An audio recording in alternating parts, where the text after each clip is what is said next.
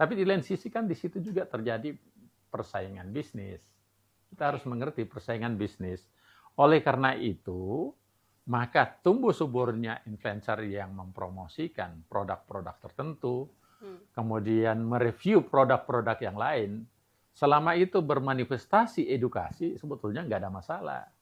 Tapi kalau sudah masuk pada persaingan bisnis, kepentingan bisnis, tentu itu bisa jadi masalah. Masalahnya di mana?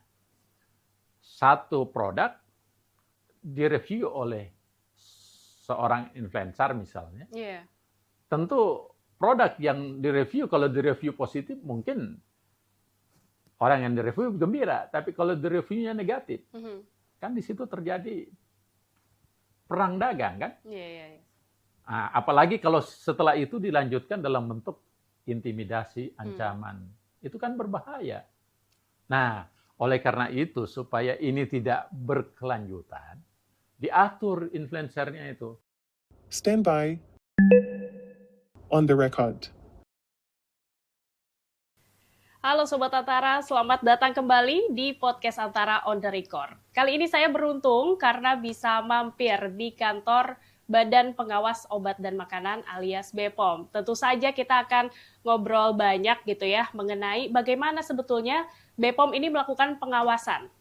Tentunya di tengah gempuran produk-produk kosmetik dan juga skincare, dan juga di tengah banyaknya influencer yang kok gampang ya bilang approve untuk suatu produk skincare dan kosmetik. Kita akan tanya langsung kepada Kepala Badan POM, yaitu bersama dengan Prof. Taruna Ikrar. Bagaimana kabarnya, Prof? Sehat. Sehat, alhamdulillah baik ya, Prof ya. Baik. Dan ini terima kasih sekali podcast Antara sudah diizinkan untuk mampir di studionya BPOM, gitu, untuk kita ngobrol-ngobrol mengenai khususnya yang dua ini, Prof, kosmetik dan juga skincare, gitu ya, karena sedang ramai sekali ini. Dan sebelum kita lebih jauh ngobrol soal bagaimana BPOM melakukan pengawasan, Prof, ini saya harus memperjelas dulu nih untuk pemirsa Antara juga ya, untuk Sobat Antara juga, sebetulnya yang kita maksud dengan kosmetik dan juga skincare yang ada dalam skopnya pengawasan BPOM itu apa aja sih, Prof? Gitu. Ya, jadi berbicara kosmetik dan skincare itu ada perbedaannya. Kalau kita kosmetik itu semua yang digunakan secara topikal. Topikal artinya dalam bentuk penggunaannya ya pada kulit. Iya. Nah, contoh misalnya bedak, lipstik, kemudian parfum. Untuk menghilangkan bau badan, itu bagian dari kosmetik semuanya. Jadi termasuk pemutih gigi dan hal-hal yang lain, misalnya penggunaannya di lipstik, baik yang penggunaannya yang tampak maupun penggunaannya yang tidak tampak, misalnya di daerah areal kemaluan atau apa, semuanya itu yang dipakai topikal itu adalah kosmetik. Jadi mulai ujung rambut sampai ujung kaki yang digunakan untuk sifatnya hanya di kulit atau di topikal. Itu disebut kosmetik. Nah, skincare maknanya lebih luas lagi. Skincare itu adalah perawatan kulit. Nah, berbicara tentang perawatan kulit, biasanya kan ada cuma sekedar bedak, pelembab, tetapi ada yang sampai digunakan di bawah kulit. Misalnya dengan menggunakan jarum suntik. Diinjeksi gitu diinjeksi. ya, Pak ya? Nah, perawatan yang seperti kalau masih di kulit tanpa ada injeksi itu masih kosmetik. Tapi kalau dia ada sifatnya injeksi menggunakan jarum suntik dan sebagainya, itu peruntukannya untuk obat terapi. Jadi skincare tapi untuk pengobatan. Contohnya misalnya ada beberapa tempat yang untuk supaya menghilangkan kerutan hingga disuntik di daerah tertentu. Itu bukan lagi kosmetik biasa, itu sudah masuk skincare, dan skincare perizinannya sudah masuk kepada obat, bukan lagi kosmetik. Kosmetika gitu. Itu perbedaannya antara kosmetik dengan skincare. Oke. Dan kalau Prof sendiri melihat ini kan semakin hari semakin ramai begitu Prof ya. Ya. Produk-produk entah itu kosmetika, kemudian skincare juga begitu. Ada yang tentu saja legal begitu sudah punya izin BPOM dan lain sebagainya. Ada juga yang ilegal. Kita juga banyak menemukan gitu ya, entah di pasaran, entah ada rilis dari BPOM sendiri gitu. Nah, kemudian kalau Prof melihat fenomena belakangan ini banyaknya sekali skincare dan kosmetika, melihatnya seperti apa, Prof? Ya, betul. Karena sekarang ini jumlah yang mendapat izin edar dari kami itu, jumlahnya sudah sangat besar. Ada 397.800 lebih. Oke. Dan sudah hampir 400.000. Itu untuk periode? Ya, untuk periode yang terregistrasi sekarang untuk kosmetik. Sampai saat ini sampai gitu ya? saat ini. Oke. Khusus untuk bulan ini saja 9.000-an, hampir 10.000. Oke. Jadi itu yang ada izin edarnya. Nah, kita harus paham bahwa Badan POM bukan hanya mengatur izin edarnya, mulai dari produk itu mau dibuat, pabriknya harus mendapatkan yang namanya sertifikat cara pembuatan kosmetik yang baik. Kalau namanya good manufacturing practice. Jadi pabriknya kita harus sertifikasi dulu. Nah, setelah sertifikat pabriknya, maka kosmetik ini bisa memproduksi. Itulah yang disebut dengan nomor izin edar. Nah, bahkan nanti distribusinya ada kosmetik-kosmetik tertentu yang sifatnya sensitif, itu harus diatur cara distribusinya. Karena dia sensitif terhadap suhu, sensitif terhadap penyimpanan dan sebagainya, itu harus diatur. Harus juga ada sertifikat distributor. Jadi kalau ada masalah kita bisa tindaki. Misalnya tidak ada cara pembuatannya. Tidak ada sertifikatnya, berarti kan itu tidak legal. Nah, kalau dia ilegal, maka kita punya deputi penindakan dan ada direktorat cegah tangkal, direktorat cyber, direktorat intelijen, dan direktorat penyidikan bisa bertindak untuk menyita, untuk memberikan sanksi administrasi, bahkan sampai pada tahap sesuai dengan Undang-Undang Kesehatan nomor 17, pasar 436 dan 435, itu hukumannya tidak main-main, bisa sampai 12 tahun penjara. Iya kan? Dan denda 5 miliar. Artinya kita sudah dibuat dalam sebuah aturan yang jelas antara kosmetik dan bagaimana cara produksinya. Saya kira itu. Iya.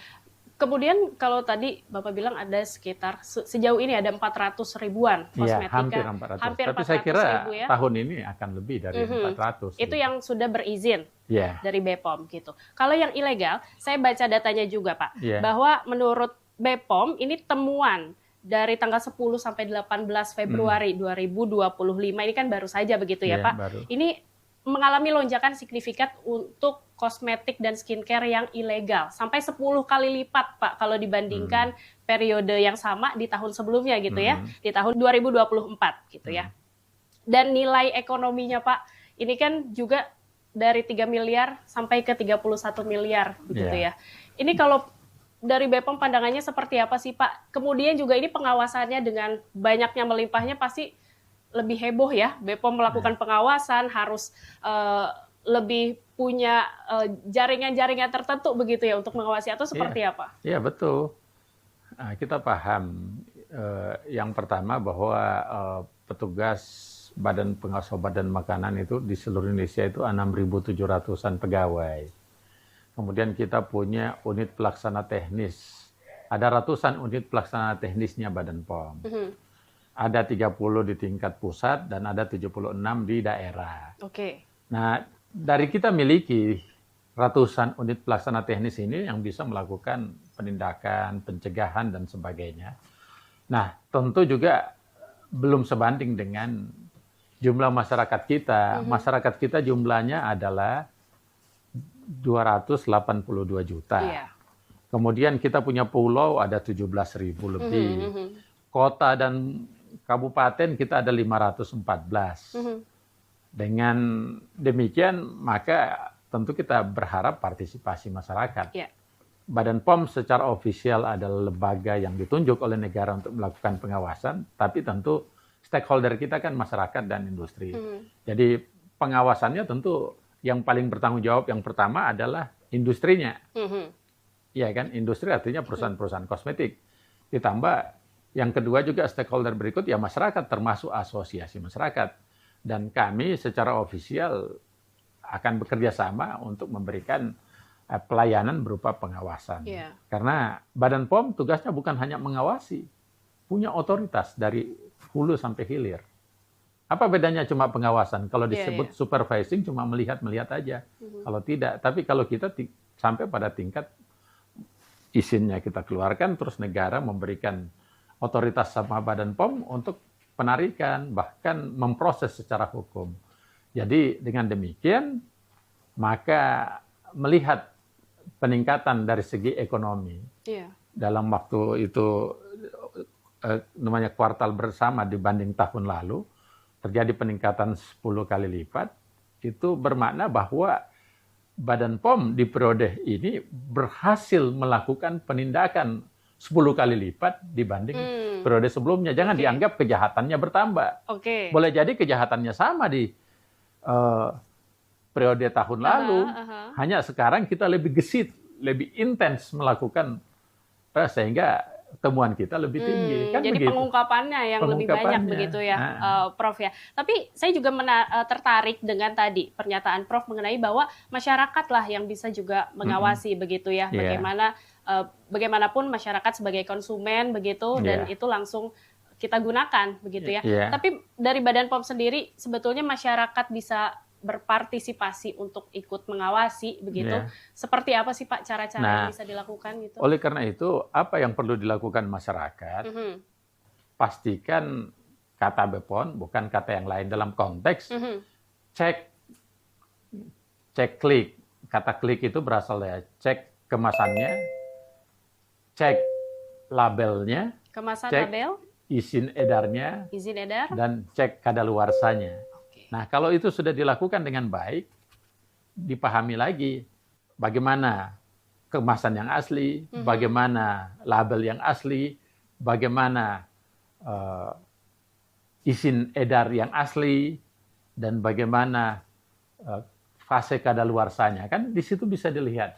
Itu saja prinsipnya sebetulnya. Negeri kita bukan hukum rimba. Jadi kalau ada penemuan, jangan pas kita temukan misalnya ada kecolongan begini, langsung melakukan, masyarakat sendiri langsung mengatakan ke, taruhlah misalnya di atau di mana itu, dia jual, ya dia bisa dipersoalkan sama orang lain. Lapor ke Badan POM supaya Badan POM dengan sebagai institusi negara yang memiliki otoritas, bisa datang ke situ untuk menyita dan mempersoalkan. Kalau rakyat sendiri yang mempersoalkan, nanti perang di situ. Belakangan ini juga kan ramai nih banyaknya influencer, khususnya di media sosial gitu ya, bahwa influencer, entah itu beauty influencer ataupun profesional medis yang menjadi influencer juga.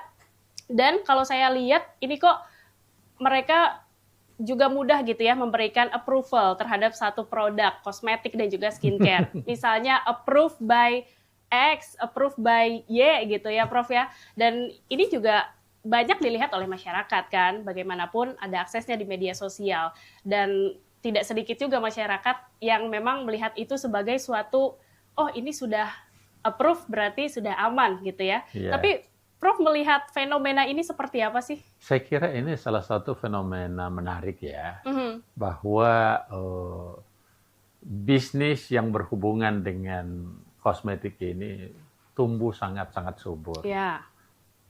Berdasarkan data dari Badan POM sebetulnya melihat data kami itu sekitar 110 triliun setiap tahun.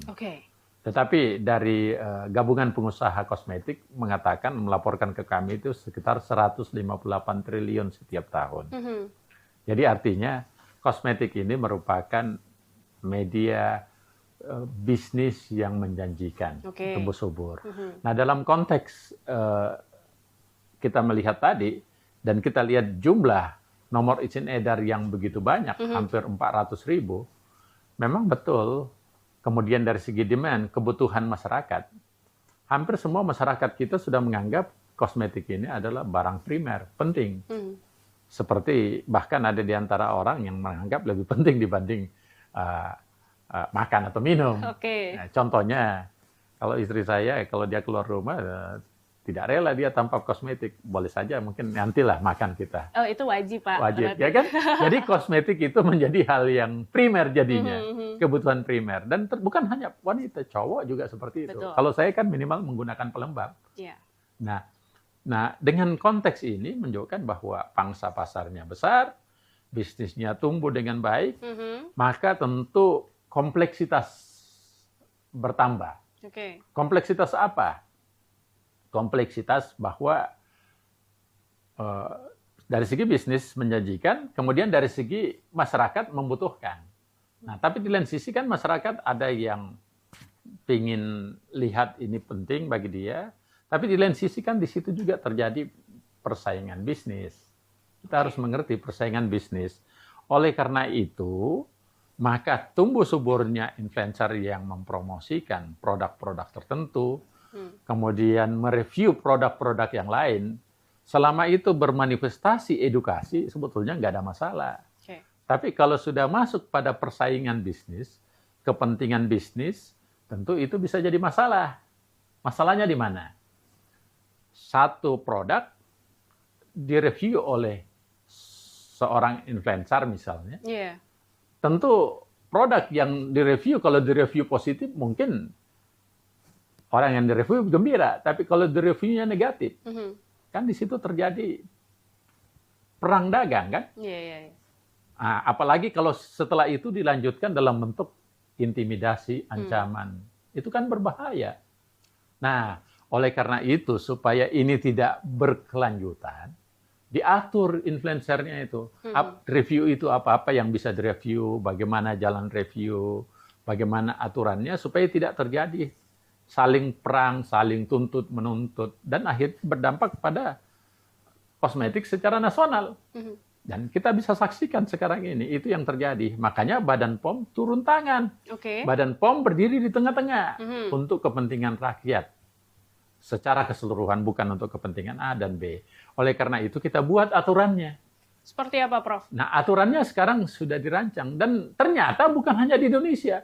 Di Amerika sana sudah jelas, tegas aturannya. Kemudian di Australia sudah jelas aturannya. Di Singapura juga sudah jelas aturannya. Di Jepang sudah jelas aturannya. Kita belum atur itu. Nah, berdasarkan referensi dari berbagai negara dan melihat kebutuhan kita, kita mau atur. Kita akan atur. Dan sekarang draftnya sudah selesai. Sekarang masuk uji publik. Uji publik, semua influencer, semua masyarakat, semua orang bisa memberikan masukan. Silakan masuk ke website kami.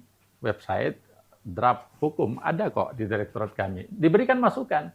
Bisa lewat email, bisa lewat kolom chattingnya, silakan. Dari situ. Dan kita juga beberapa kali, sudah 3 kali melakukan uji publik.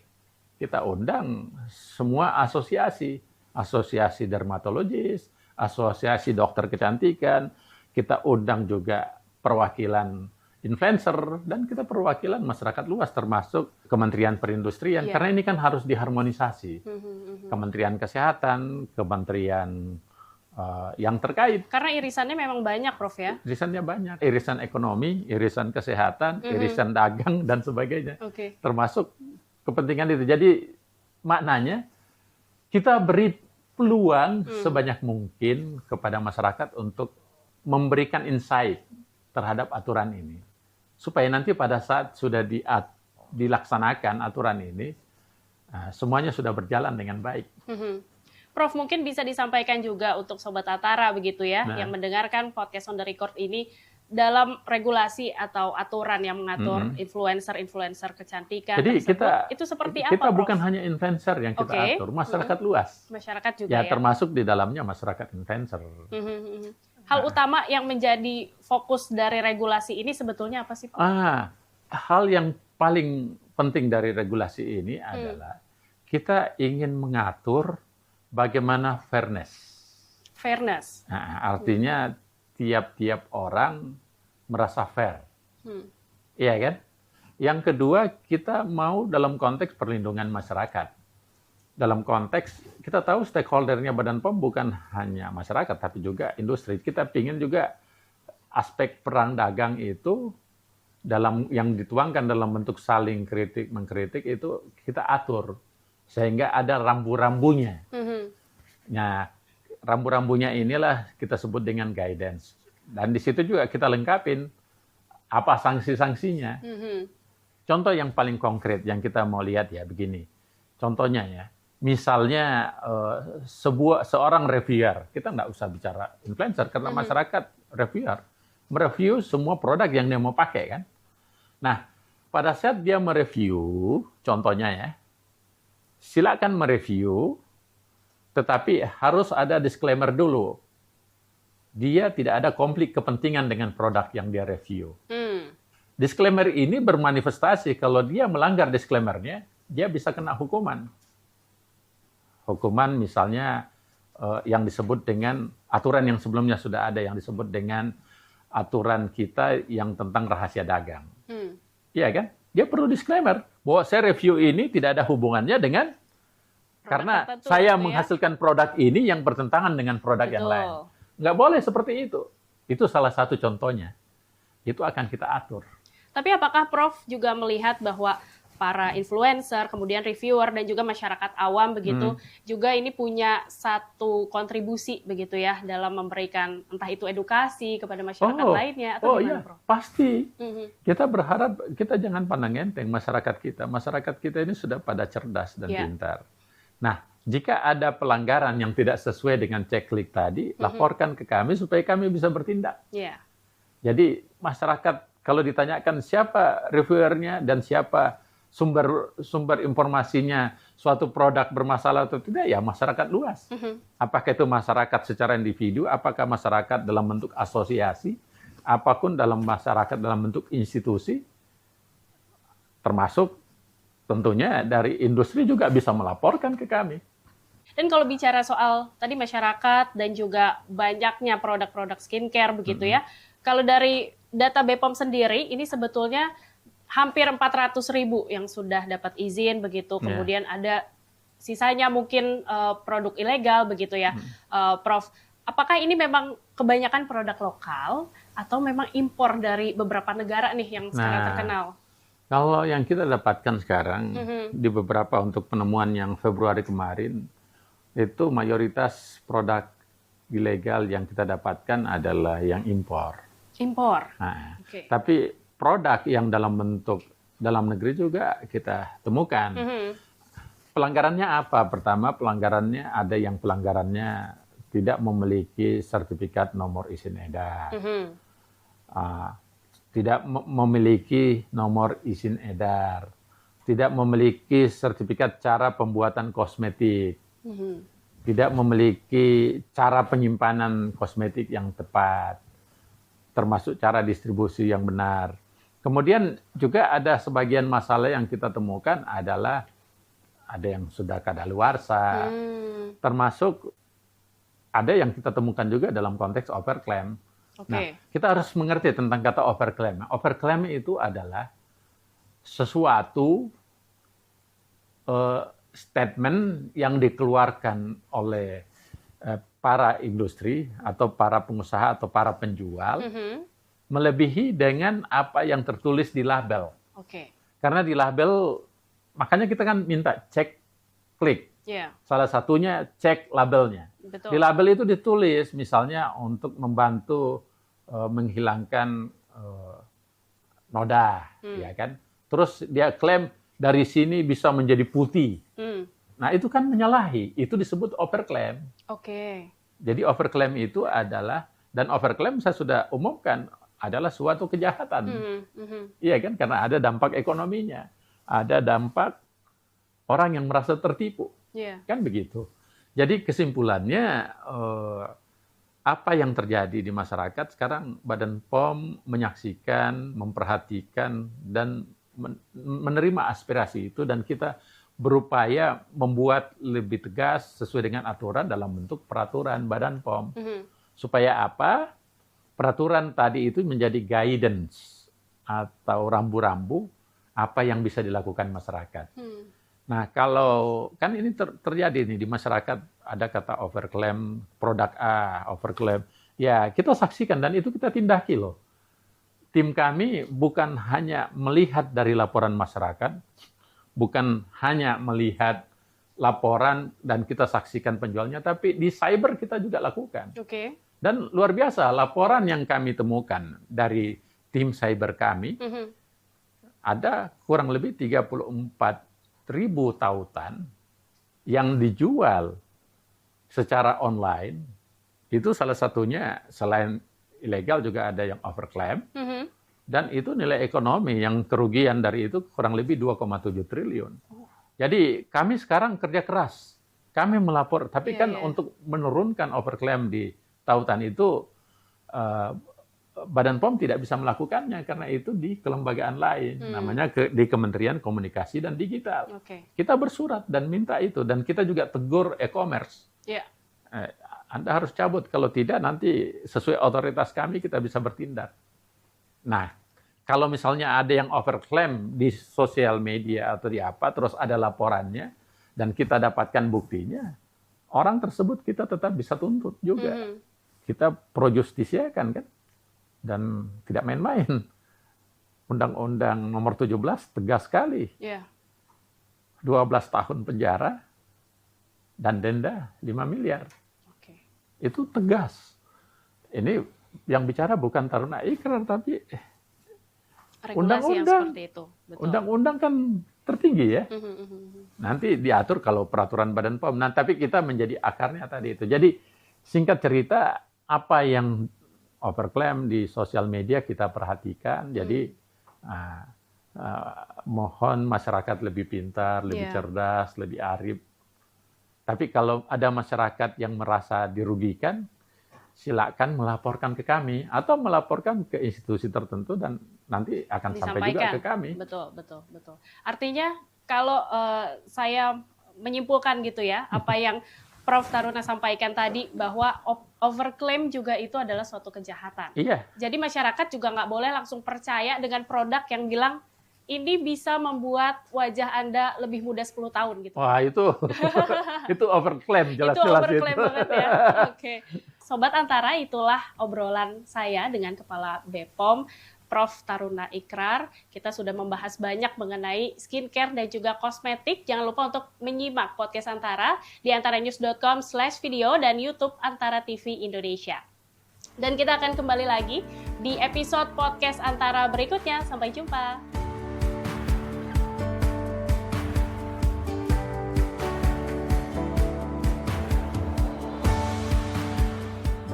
Stand by on the record.